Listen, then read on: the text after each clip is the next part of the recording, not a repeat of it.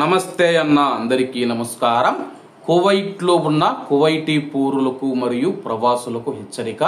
Kuwait అధికారులు ఈ ప్రదేశానికి రావద్దని చెప్పేసి హెచ్చరికలు జారీ చేశారు.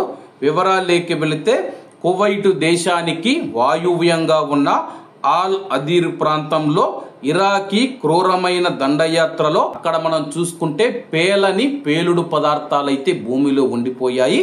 దీన్ని ఇటీవల కువైట్ సైన్యం, కువైట్ ఆర్మీ అధికారులు గుర్తించడం జరిగింది. మంగళవారం మే 27వ తేదీ ఈ రోజు ఉదయం 8 గంటల నుంచి మధ్యాహ్నం 1 గంట వరకు ప్రతి ఒక్కరూ జాగ్రత్తగా ఉండాలని మరియు పేలుడు జరిగిన ప్రదేశానికి చేరుకోవద్దని చెప్పి మోరల్ గైడెన్స్ డైరెక్టరేట్ పిలుపునిచ్చిందనమాట. ప్రస్తుతం మనం చూసుకుంటే భూమిలో పేలని పదార్థాలు ఏవైతే ఉన్నాయో వాటినైతే కువైట్ సైన్యం ఈ రోజు పీల్చివేస్తుందన్నమాట. దీంతో ఆల్ అదిరా ప్రాంతానికి ఈ రోజు ఎవరు రావద్దని చెప్పేసి ఉదయం 8 గంటల నుంచి మధ్యాహ్నం 1 గంట వరకు ఈ యొక్క ప్రయత్నాలు జరుగుతాయి.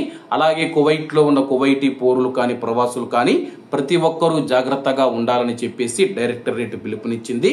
ఆ ప్రాంతంలో కనిపించే ఏవైనా విదేశీ వస్తువులను తారుమారు చేయవద్దు లేదా వాటిని తాకే ప్రయత్నం చేయవద్దని చెప్పేసి ప్రస్తుతం మనం చూసుకుంటే ఇరాక్ వచ్చేసి కువైట్ మీద దండయాత్రకు వచ్చినప్పుడు చాలా బాంబులు మనం చూసుకుంటే భూమిలో అయితే పెట్టడం జరిగింది. అవి పేలకపోవడంతో ఇటీవల కాలంలో ఒక్కొక్కటి బయటపడుతూ ఉన్నాయి. ముఖ్యంగా ఎడారి ప్రాంతాలలో కూడా ఉంటాయి కాబట్టి ఎడారి ప్రాంతాలలో నివసిస్తూ ఉన్న వారు కూడా జాగ్రత్తగా ఉండండి.